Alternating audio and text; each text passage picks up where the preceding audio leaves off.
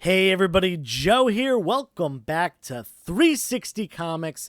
Today we're talking about 10 comics that I think are great speculation books as it pertains to the MCU. Hey, do you want to win this 9.2 white pages CGC slab of The Amazing Spider-Man 317, the fourth appearance of Venom, and this amazing Todd McFarlane cover? Well, if so, you can enter our 1,000 subscriber giveaway. All you got to do is subscribe to this YouTube channel, like and comment on our videos, and every video you like and comment on is another entry. Only the videos from October, November, and December will count, and I will pick a winner as soon as we hit 1,000 subscribers. Don't forget to enter, and follow us on Instagram while you're at it. Now back to the topic at hand. It's been a while since I put out a video solely about MCU speculation books, so I wanted to drop another 10 of them for you today and explain them as well, why they're on the list. And they range from being $5 books to $100+ books, so I kind of have the whole gamut here. And before we get started, I just want to remind you, nothing in this video should be taken as financial advice of any sort, and speculation can be a really risky thing to do with your money, so please be careful. I'm just talking here about my opinions about some comic books that I'm collecting. All right, first up on our list for today, we've got Submariner number 34. You probably didn't expect this book to be on the list, but I'll explain. There's a couple reasons why I picked this. Now, I did mention in my last video, I had a Submariner book there, and I've been mentioning a ton that I've been picking up Submariner keys, because I think it is inevitable that this character, the first Marvel mutant, is going to be coming to the MCU at some point. I know there's some speculation that the character was cast and is going to be appearing in Black Panther. That's all well and good, but I don't think that rumor has been confirmed yet. And in addition to that, Black Panther has been delayed yet again due to an on-set injury. Right now, I believe it is officially on hiatus, so we don't know when production is going to resume. That means we have no idea when it's coming out, so I'm kind of concerned about that, but without a doubt, we will see Namor pop up at some point soon. We already have Hulk and Silver Surfer. He's got that connection with Fantastic Four, so it'll probably be a little bit until we see him, but nonetheless, this is their first team up. Now, it is an unofficial appearance, first team appearance of the Defenders. These three go on to be in the Defenders along with Doctor Strange. Their first appearance as the Defenders is Marvel feature number 1, and Silver Surfer hasn't quite joined yet at that point, but I believe he does a couple issues later. And we have Submariner and Hulk sharing a title at one point as well, so they're connected characters, very much so. And like I said, we already got Hulk in the MCU, we got Submariner coming. I definitely see this kind of a team up going up in value once Submariner at least comes to the MCU, and certainly if Silver Surfer does in time to put together a team like this, like the Defenders. Now, one thing to mention about this that's an additional point that I really like as a speculation for this book is the storyline involves a environmental crisis, an experimentation that's going on that could be detrimental to the planet, and they are trying to stop it. Now, given what we have in the world now, we have all these pollution issues and plastic, global warming, all these things going on. A lot of times they pull from real life experiences to put stuff in movies, and that definitely could be a storyline that they use for future MCU movies. Now, another great thing about this is actually a 2-part arc, 34 and 35, and in 35 the Avengers also have an appearance, and it's a little battle between the Defenders, not quite having that name yet, and the Avengers. That's another thing that could happen in the future of the MCU. So I like this book for that reason. I also have a copy of number 35, and they're kind of low grade, so I'm going to be looking to upgrade them at some point. Speaking of Avengers, our next book has to do with a big question that we all have. Who will be the next team of Avengers in the MCU? They're probably not going to do one specific team from the comic books. They're probably going to pull from a bunch of different teams and put them together. Now, this book is not the first appearance of Monica Rambeau. Her first appearance has shot up in value ever since WandaVision and, her real MCU debut in that show. That's Amazing Spider-Man Annual 16. Pretty pricey book at this point. This one, pretty cheap. Actually, you can probably find it for $20 or less. This is her second appearance, and more importantly, it's the issue where she joins the Avengers. She is part of the Avengers for a long time in this run, probably like maybe the better part of a decade. And not only that, but she does become the leader of the Avengers. So could she be the leader of the Avengers going forward while they bring in these young Avengers characters that they've been, teasing? We've got, Kate Bishop obviously on the screen already. There's been some speculation about Amadeus Cho being the next Hulk. And, I kind of see that as a cool opportunity for them to use. I'm not going all in on one thing or another as far as the Avengers go, just because there's so many possibilities. But I think this is a great one. Like I said, her first appearance obviously is the better one to have. Amazing Spider-Man Annual 16, but this is a very affordable book that I think is low value. She is confirmed to be in the Marvels. I think that's where she's going to get her powers and really appear as the next Captain Marvel. The movie's called The Marvels, so I assume there's going to be multiple of them in the movie, and I think Monica will be one of them. Whether she ends up being a member of the future Avengers is still up in the air, but I definitely could see it happening. Going along with the same topic, we've got the all-new, all-different Avengers #1 from 2015. And the reason I have this on here is take a look at the cover. Now, obviously, Iron Man is on the cover as the leader of the Avengers in this one. He has obviously passed away in the MCU and won't be a member. But look at the rest of the team. We've got Sam Wilson as Captain America. We've got Jane Foster as Thor. We've got Kamala Khan as Miss Marvel. We've got Vision, and we've got Miles Morales as Spider-Man. Interestingly enough, a lot of these characters are either speculated on, rumored to be, or confirmed to be coming to the MCU, and a couple of them are still around, previous characters that have already been there, and some of them have gotten an upgrade. We last saw Sam Wilson in Falcon and Winter Soldier, and it seems like he's going to be Captain America in the next solo movie, possibly the last solo movie. So for that reason, this team involves a lot of the characters that people are speculating on for future MCU appearances as well as future MCU Avengers team. So this book is probably a great option for a low risk purchase. Like I said, some of the books on this are very cheap. This one I bought for $4. You can probably get it for less than that if you really look around hard. It's a really affordable book. Now, one thing to note, there was a free comic book day book this year, the same year this came out, 2015, that did preview this team. Now, I typically like to pick up both when a free comic book day comes out.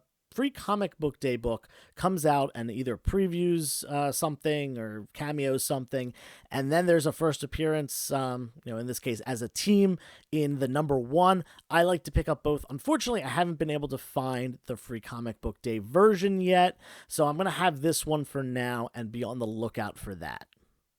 Due to next month's release of a certain very anticipated movie called Spider-Man No Way Home, this list would not be complete without at least a few Spider-Man books to fill out the speculation list.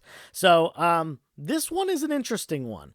We've got The Amazing Spider-Man 78. We've got a Silver Age key book, first appearance of the Prowler. Now, this book, in my opinion, is very affordable for a Silver Age Spider-Man key, first appearance of a villain that has been around since then and continues to be around in one form or the other. I purchased this 4.5 copy in 2021, just a couple months ago, and I paid less than $100. I think I paid 80, if I remember, maybe 85. But nonetheless, I think this is a very affordable book, and we saw the Prowler already. We saw him in Into the Spider-Verse. Now, that was not the same Prowler as this. This is Hobie Brown, the original Prowler. We saw Aaron Davis, who is Miles Morales' uncle, also the Prowler in that universe.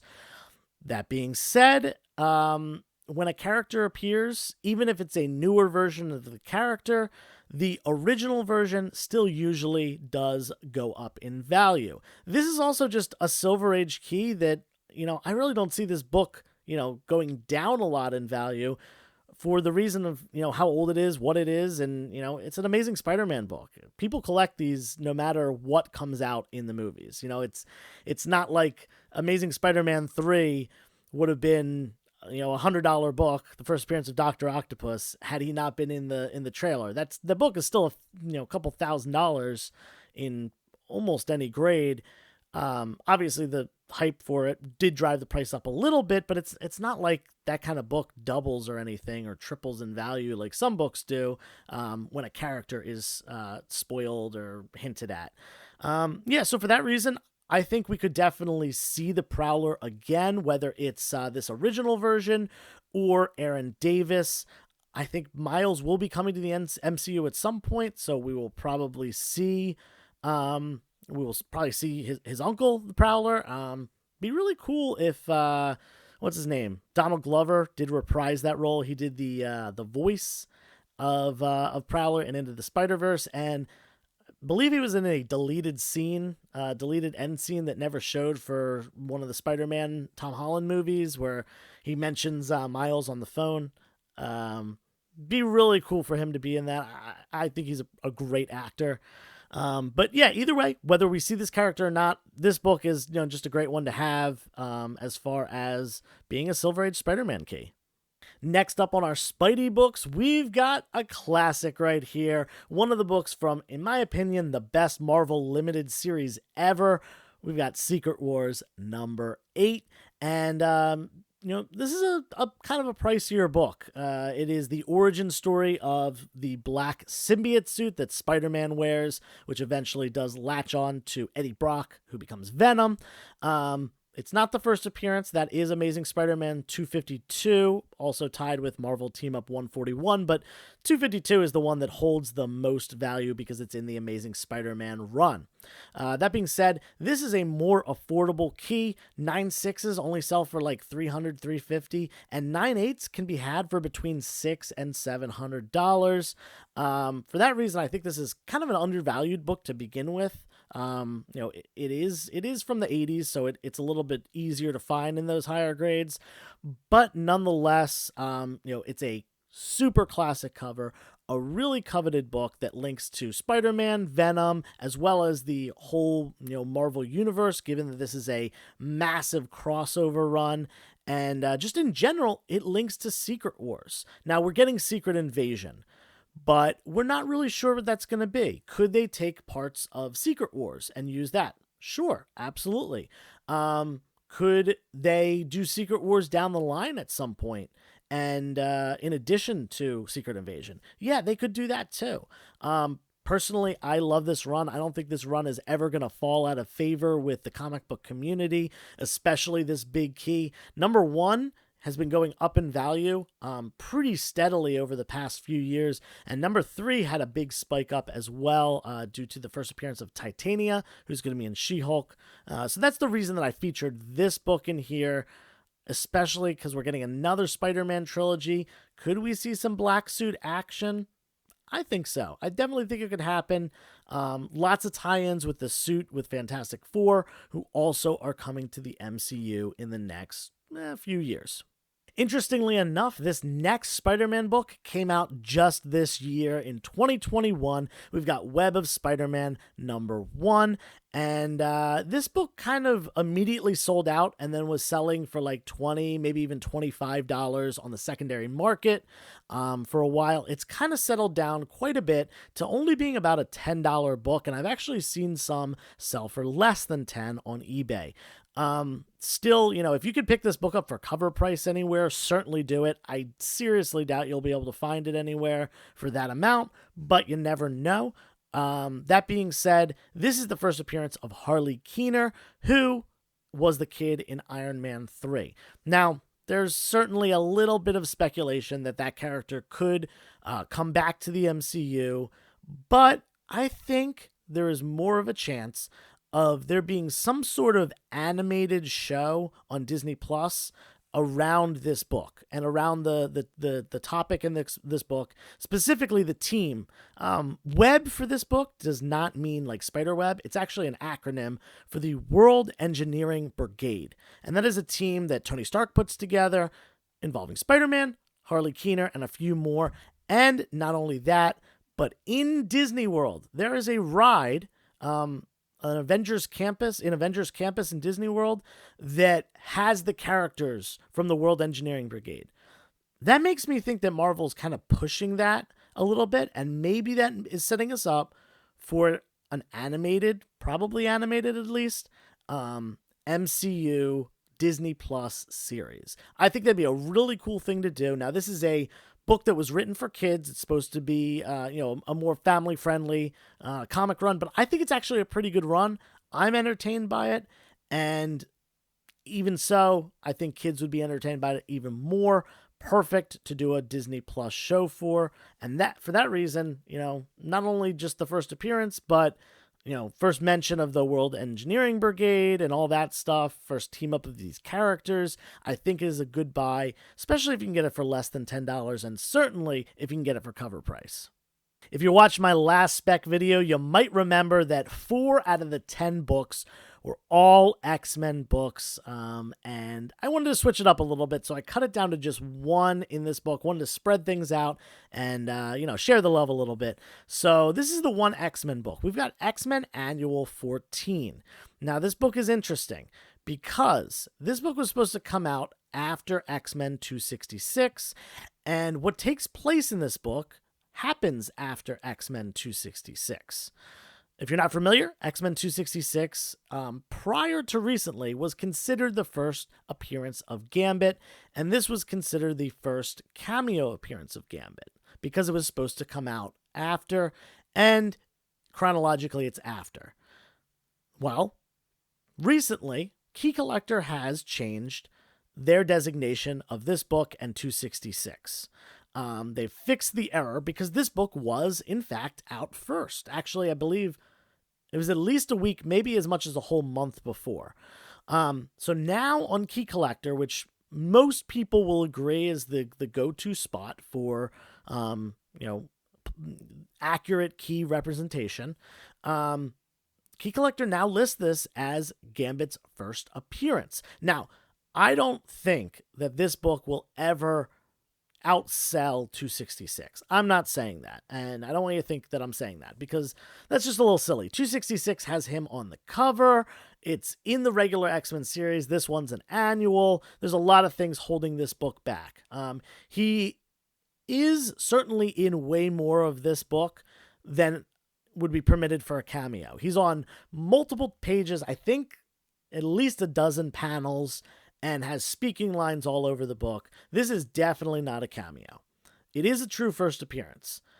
Because Key Collector has changed that designation, I think that this book will slowly creep up in value over time and catch up a little bit to 266, but not all the way, like I said. 266 will always be the book to go to for Gambit. This will always be secondary, but I think this will catch up a little bit due to the change on Key Collector. You might be scratching your head on this one because Iron Man is dead in the MCU, but this Iron Man key has something to do with a character that's still alive. This is the first appearance of James Rhodes, aka War Machine, in the Iron Man armor. He obviously wears the War Machine armor, plenty. This is the first time he, assumes the role of Iron Man here. You can see him. Can't really tell it's him on the front very well, but he's putting the helmet on and assuming that role for this issue. And the reason I have this on the list is he's still around. Tony Stark's not anymore. We know we're getting him in a series, in a TV series on Disney Plus. He's going to be in Armor Wars, and he's going to be the main character. And I think we might see him don this suit instead of the War Machine suit at some point. Could be possible. Another reason is that Riri Williams is coming to the MCU. We know that already. Who from Stark Enterprises is she going to talk to? In the comics, she initially meets with Tony Stark, and she's basically, I forget what she's doing exactly. She's using like stolen lab equipment or something to make Stark technology, because she's a hyper genius. But she eventually meets up with Tony Stark, and he's like, you know what, you're doing good things. Sure, let's permit this. And they end up, teaming up, and she becomes Ironheart, all that stuff. Who's she going to go to? I'm thinking Rhodey. I'm thinking Rhodey's going to be kind of her mentor. And eventually, Rhodey's going to leave the MCU. She's going to be the next big thing, as far as the armor-suited character. And I think we could see Rhodey at some point in this armor. Is it for sure? Definitely not. But at the same time, this is just a great Iron Man key to have as well. A classic occurrence that happens relating to both Iron Man and War Machine. And I'm hoping to see something like this in the MCU because Rhodey deserves it. If any of you watch Very Gary Comics channel here on YouTube, you definitely have seen this book before because he's been talking about it for over a year at this point. We've got Fantastic Four Annual number 6. Now, this is what I love to see, a double first appearance. It's the first appearance of Annihilus, a big baddie, definitely could be MCU caliber, as well as the first appearance of Franklin Richards, the son of Reed Richards and Sue Richards of the Fantastic Four, a character who I can't imagine them not eventually putting into the MCU.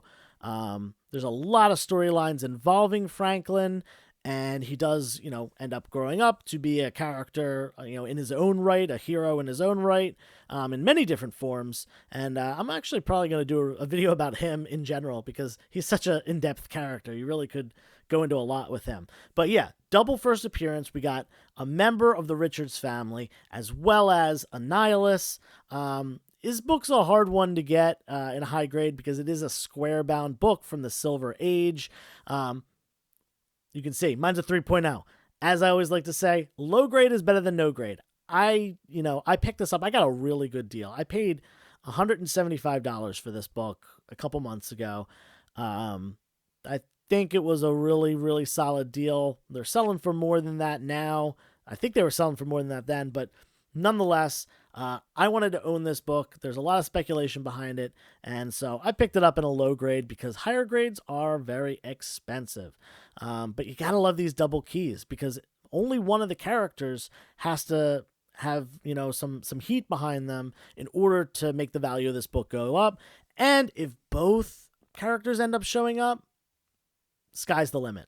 And for our last book for this video, we've got another Fantastic Four, this time 186. Now, you might have seen 185 on the list recently, and I'm going to hop back to 94 as well, because 94 is the first appearance of Agatha Harkness. We saw her in WandaVision, and we now know she's getting her own show. So people are speculating on who could be appearing in that show. Now, if you looked at the title, it's called House of Harkness, which kind of implies that it's going to be her community, her family, her close friends, her coven of witches that are probably going to be appearing in this show. Now, she has a son, Nicholas Scratch. His first appearance, as I just mentioned before, is 185, Fantastic Four 185. That book has bumped up a little bit in price, and it's been on a couple people's lists, so I didn't want to include it in this one because I try to pick things that other people aren't picking. That being said, 185 definitely also a good pickup, but 186 is cheaper, and I also think it's a good pickup because it is the first appearance of the Salem 7. Now, the Salem 7 are the children of Nicholas Scratch, so they're the grandchildren of Agatha Harkness. Now, I don't know how far back they're going to go with Agatha. They could go back to her like very early origins, or they could be somewhere in between the present time and those origins and involve more of her family like Nicholas and the Salem 7. Definitely could be something that happens. I don't know. We don't know. But this book is real cheap, real affordable to pick up, and would be a nice speculation book if those characters do end up appearing in House of Harkness. So we're going to have to wait probably at least a year to see that. They probably will film that in 2022, but I doubt we'll see it until at least early 2023. So I'm going to be holding on to this one for quite a while. Along with a lot of these books, some of them are more long-term speculation, but that's okay.